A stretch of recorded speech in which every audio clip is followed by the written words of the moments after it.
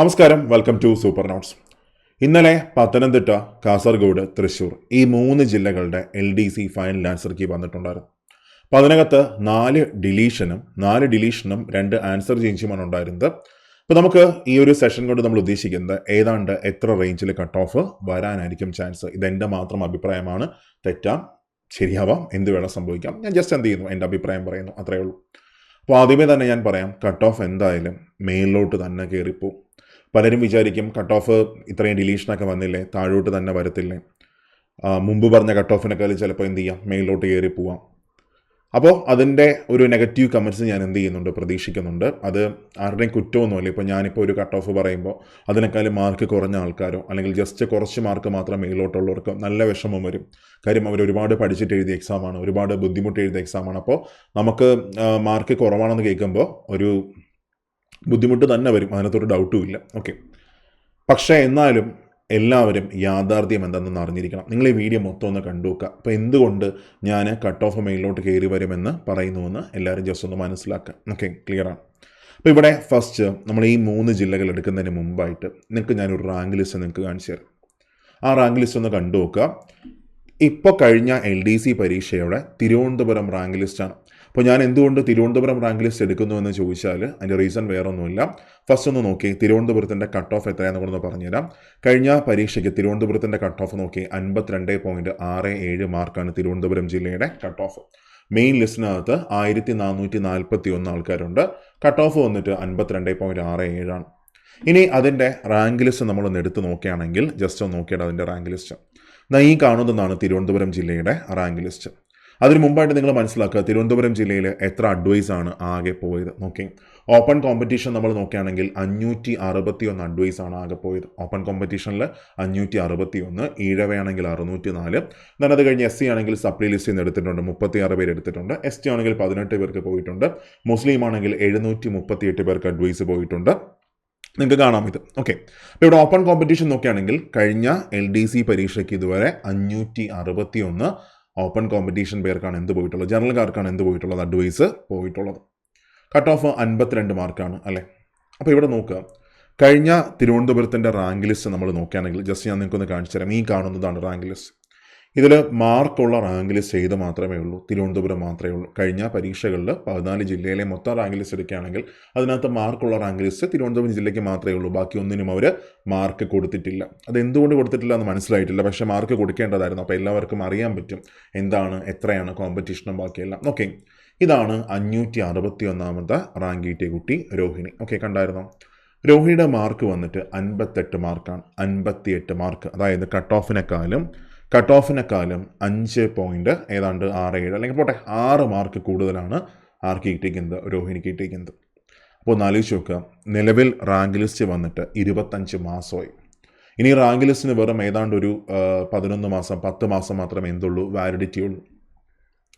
ഇത്രയും ആയിട്ടും cut ഓഫിനെക്കാളും 6 mark മുകളിൽ മേടിച്ചവർക്ക് മാത്രമേ ഇതുവരെ എന്ത് പോയിട്ടുള്ളൂ, അഡ്വൈസ് പോയിട്ടുള്ളൂ. എന്ന് ആലോചിച്ച് നോക്കിയാൽ കട്ട് ഓഫ് മാത്രം പോരാ, കട്ട് ഓഫിനെക്കാളും 6 മാർക്ക് കൂടുതൽ കിട്ടിയ കുട്ടിക്കാണ് ഈ 25 മാസം കഴിഞ്ഞിട്ടും എന്ത് പോയിക്കുന്നത്, അഡ്വൈസ് പോയിക്കുന്നത്. അപ്പോൾ നമ്മൾ റാങ്ക് ലിസ്റ്റിൽ മാത്രം വന്നാൽ മതിയോ? അല്ല. ഇനി അത് കഴിഞ്ഞ് നെക്സ്റ്റ് വൺ, അടുത്തൊരു കാര്യം കൂടെ ഒന്ന് മനസ്സിലാക്കുക. നമ്മുടെ യൂണിവേഴ്സിറ്റി LGSന് എല്ലാവരുടെയും കട്ട് ഓഫ് വീഡിയോസ് നിങ്ങൾ പോയിന്ന് കണ്ടു വെക്കുക. എല്ലാം ഇപ്പോൾ അവൈലബിൾ ആണ്. അതാരുടെയും കുറ്റമല്ല. കട്ട് ഓഫ് ഒന്നും ആർക്കും കൃത്യമായിട്ട് ഒരു കാരണവശാലും പ്രവചിക്കാൻ പറ്റത്തില്ല, ഒരിക്കലും പ്രവചിക്കാൻ പറ്റത്തില്ല കട്ട് ഓഫ് കൃത്യമായിട്ട്. പക്ഷേ ഞാൻ ഒരിക്കലും അവരെ കുറ്റം പറയുന്നതല്ല. അപ്പോഴത്തെ ഇൻപുട്സ് എന്താണ് അത് വെച്ചിട്ടായിരിക്കും ഞാനും പറയുന്നത്, എല്ലാവരും പറയുന്നത്. നമുക്ക് കിട്ടുന്ന ഇൻപുട്സ് വെച്ച് മാത്രമായിരിക്കും എന്ത് ചെയ്യുന്നത് പറയുന്നത്. കഴിഞ്ഞ യൂണിവേഴ്സിറ്റി LGS പരീക്ഷയ്ക്ക് എല്ലാവരും പറഞ്ഞ കട്ട് ഓഫ് 70-75 മാർക്കാണ് കട്ട് ഓഫ് പറഞ്ഞത് അല്ലേ, 70-75. അവിടെ എന്താ സംഭവിച്ചത്? യൂണിവേഴ്സിറ്റി LGS നോക്കുകയാണെങ്കിൽ 6 ക്വസ്റ്റ്യൻ ഡിലീഷൻ ആയിരുന്നു. 6 question deletion, 3 question answer change. ഇത് വരുന്നതിന് മുമ്പാണ് എല്ലാവരും എത്ര കട്ട് ഓഫ് പറഞ്ഞ് 70-75 കട്ട് ഓഫ് പറഞ്ഞത്. അപ്പോൾ ഇതും കൂടെ കൂട്ടുമ്പോൾ 6 ക്വസ്റ്റ്യൻ കുറയ്ക്കുമ്പോൾ ഈ 70 എന്ത് ചെയ്യണം, വീണ്ടും 6 മാർക്ക് താഴേക്ക് പോകണം അല്ലേ. 64 മാർക്ക് അല്ലെങ്കിൽ 64-67 അല്ലെങ്കിൽ 64-70 ആ റേഞ്ചൊക്കെയാണ് കട്ട് ഓഫ് വരേണ്ടത്. പക്ഷേ കട്ട് ഓഫ് വന്നത് എത്രയാണ്? 81 മാർക്കാണ് കട്ട് ഓഫ് വന്നത്. 81 മാർക്ക്. സത്യം പറഞ്ഞാൽ ആ യൂണിവേഴ്സിറ്റി LGSൻ്റെ റാങ്ക് ലിസ്റ്റ് വന്നപ്പോൾ ഞാനൊന്ന് ഞെട്ടിപ്പോയി. 81 മാർക്കോ കട്ട് ഓഫ്? ആ 81 മാർക്ക് കട്ട് ഓഫ് ആയിട്ടും അതിനെ ലിസ്റ്റിനകത്ത് വന്ന 1000+ ആൾക്കാരുണ്ട് അല്ലേ. അപ്പോൾ ഇപ്പോൾ നമ്പർ ഓഫ് ആപ്ലിക്കൻസ് കുറവാണ്, ഞാൻ അംഗീകരിക്കുന്നു. നമ്പർ ഓഫ് ആപ്ലിക്കൻസ് കുറവെന്ന് പറഞ്ഞാൽ നിങ്ങൾ കഴിഞ്ഞ പരീക്ഷ നോക്കുകയാണെങ്കിൽ നിങ്ങൾക്ക് ഓരോ ജില്ലയിലും എത്ര പേര് എഴുതിയെന്ന് ഞാൻ പറഞ്ഞുതരാം. ജസ്റ്റ് നോക്കുക. ഇതിനകത്ത് ഫസ്റ്റ് നോക്കുകയാണെങ്കിൽ നമ്മുടെ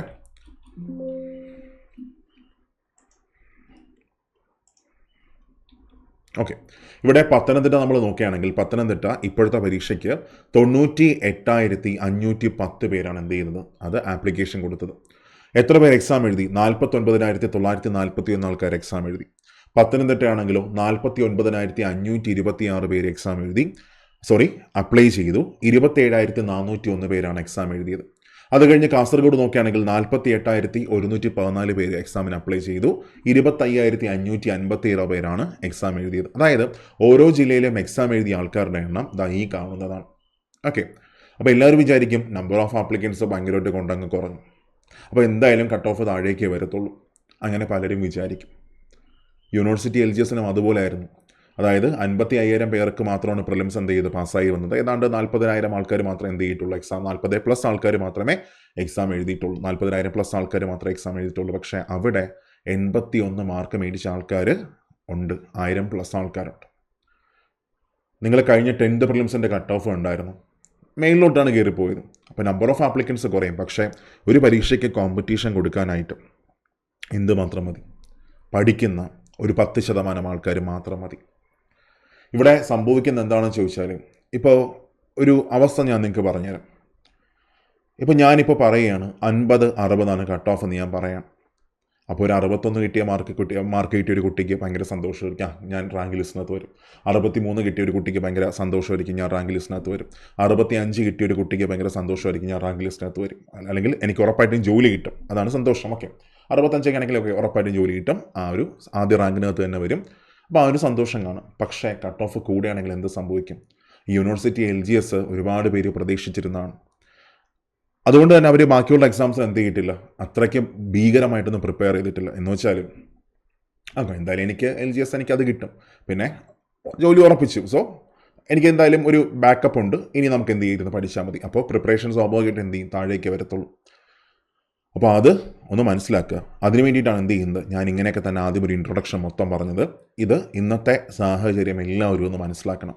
നിങ്ങൾക്ക് കിട്ടുന്നുണ്ട് എൻ്റെ പോയിന്റ് ഞാൻ പറയുന്നതല്ല. ഓക്കെ, നമ്മൾ ഈ കഴിഞ്ഞ പരീക്ഷ നോക്കുകയാണെങ്കിൽ തൃശ്ശൂരിനകത്ത് 1039 പേർക്ക് റാങ്ക് ലിസ്റ്റിനകത്തുണ്ട്. നിലവിൽ 1039 പേര് റാങ്ക് ലിസ്റ്റിനകത്തുണ്ട്. പത്തനംതിട്ട 597 പേര് റാങ്ക് ലിസ്റ്റിനകത്തുണ്ട്. കാസർഗോഡ് 530 പേരാണ് നിലവിൽ റാങ്ക് ലിസ്റ്റിനകത്തുള്ളത്. കണ്ടോ? ഇനി അത് കഴിഞ്ഞ നെക്സ്റ്റ് വൺ, കഴിഞ്ഞ തൃശ്ശൂരിൻ്റെ കട്ട് ഓഫ് നോക്കുകയാണെങ്കിൽ 55.33 ആണ്. അതായത് നമ്മുടെ തിരുവനന്തപുരം ജില്ലക്കാലും കൂടുതലാണ് cut off. Pathanamthitta 52 cut off ഉണ്ട്. കാസർഗോഡ് 51.33 മാർക്കാണ് കാസർഗോഡ് ജില്ലയുടെ കട്ട് ഓഫ് വന്നത്. ഇനി നെക്സ്റ്റ് വൺ, ഇതുവരെ എത്ര അഡ്വൈസ് പോയി ഓരോ ജില്ലയിലും നമുക്ക് നോക്കാം.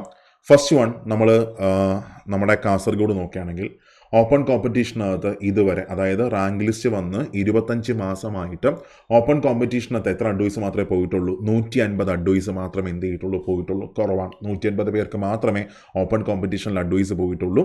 ഈഴവയാണെങ്കിൽ 152, മുസ്ലിം ആണെങ്കിൽ 278, SC ആണെങ്കിൽ സപ്ലൈ ലിസ്റ്റിൽ നിന്ന് 5 പേര് എടുത്തിട്ടുണ്ട്, ST ആണെങ്കിൽ സപ്ലൈ ലിസ്റ്റിൽ നിന്ന് 4 പേർക്ക് അഡ്വൈസ് പോയിട്ടുണ്ട്.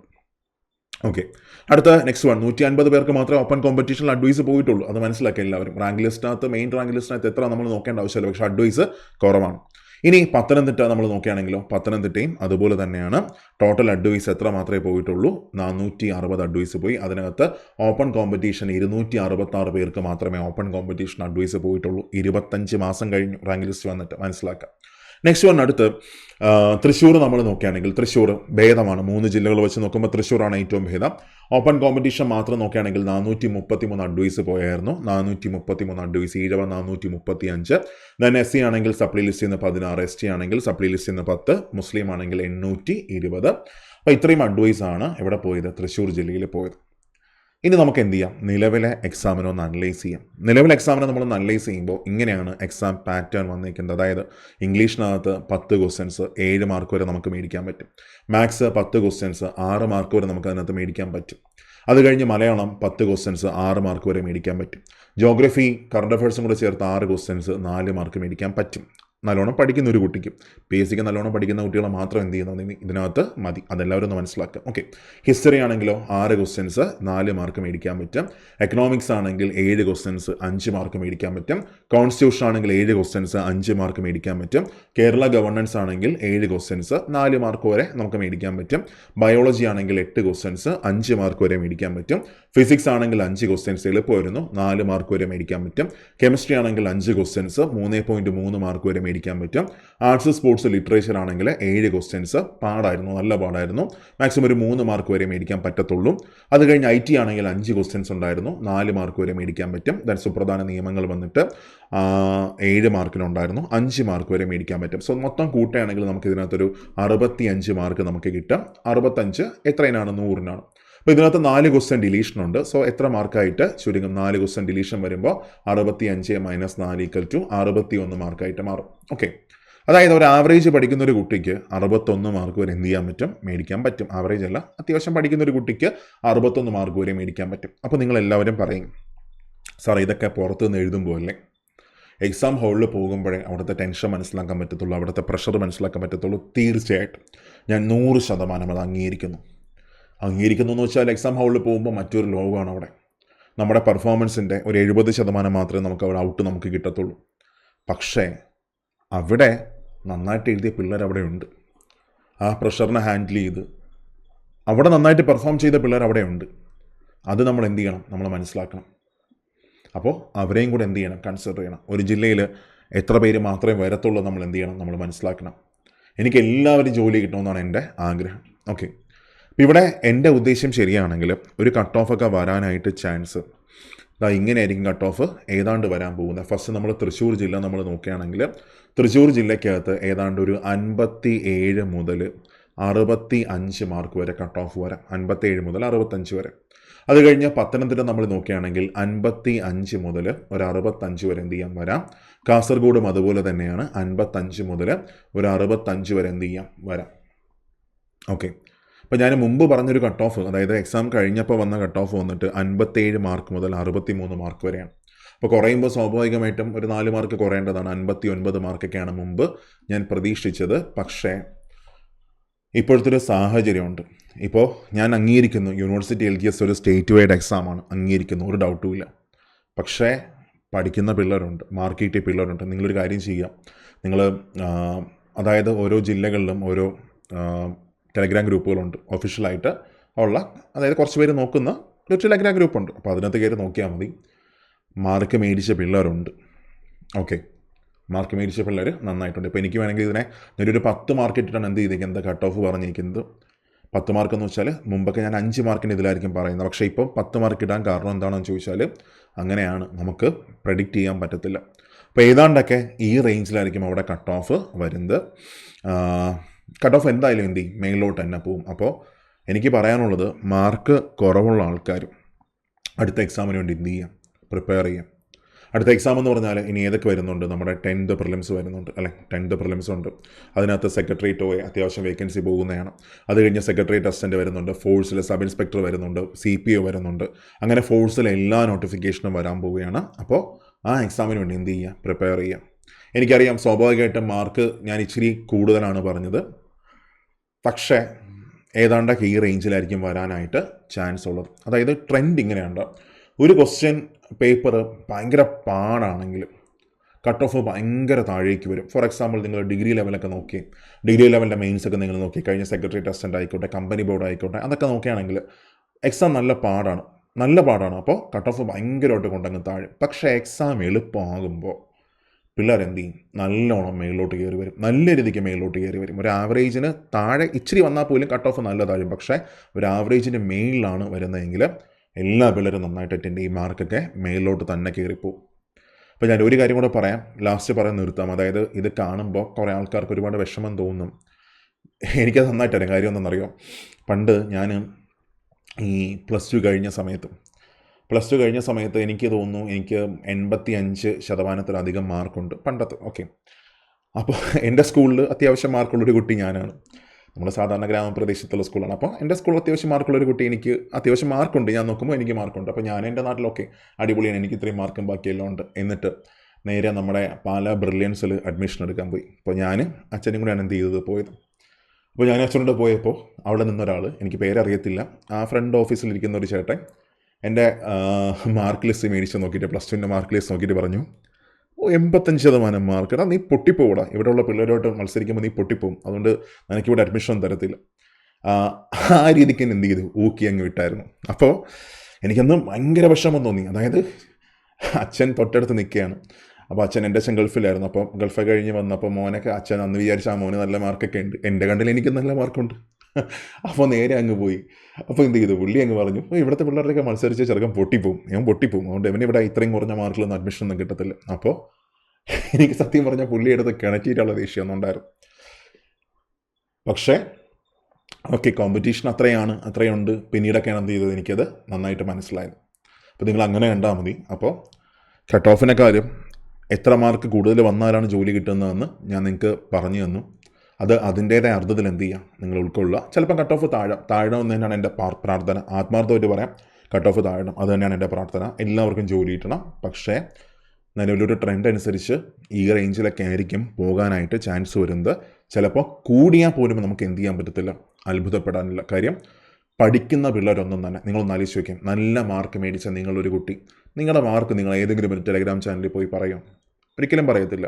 ആരോടെങ്കിലും പോയി പറയത്തില്ല. ഈവൻ ഒരു സെൻറ്ററിൽ പഠിക്കുന്ന ഒരു കുട്ടി ആ സെൻറ്ററിലെ മറ്റുള്ളവർ തൊട്ടടുത്തിരിക്കുന്ന കൂട്ടുകാരൻ്റെ അടുത്ത് പോലും എന്ത് ചെയ്യത്തില്ല, തൻ്റെ കൂടിയ മാർക്ക് എന്ത് ചെയ്യത്തില്ല, പറയത്തില്ല. കാര്യം അവർക്ക് ടെൻഷനില്ല. എന്തായാലും എനിക്ക് ജോലി കിട്ടും, ഒരു മാറ്റമില്ല. എപ്പോഴും ടെൻഷൻ ആർക്കാണ്? മാർക്ക് കുറഞ്ഞവർക്ക്, ഇടയിൽ നിൽക്കുന്നവർക്ക്, അവർക്ക് മാത്രമേ ടെൻഷനുള്ളൂ. അപ്പോൾ മാർക്ക് പറയാത്ത ഒരുപാട് ആൾക്കാർ എന്ത് ചെയ്യുന്നുണ്ട്, അവിടെ നിൽപ്പുണ്ട്. സോ കട്ട് ഓഫ് കൂടിയാലും നമുക്ക് എന്ത് ചെയ്യാൻ പറ്റത്തില്ല, നമുക്ക് അത്ഭുതപ്പെടാൻ പറ്റത്തില്ല. അപ്പോൾ അടുത്ത എക്സാംസിലൂടെ നിങ്ങൾ നന്നായിട്ട് നിങ്ങൾ എന്ത് ചെയ്യുക, നിങ്ങൾ പ്രിപ്പയർ ചെയ്യുക. നിങ്ങളിത് ആ ഒരു അർത്ഥത്തിൽ മാത്രം എന്ത് ചെയ്യാവും, എടുക്കാവും. ഓക്കെ, ക്ലിയർ ആണ്. അപ്പോൾ നമുക്ക് മറ്റൊരു സെഷനിൽ നമുക്ക് കാണാം. Thank you all, bye. പിന്നെ പറ്റുകയാണെങ്കിൽ എന്ത് ചെയ്യുക, ഒന്ന് സബ്സ്ക്രൈബ് ചെയ്തിരിക്കുക. Thank U.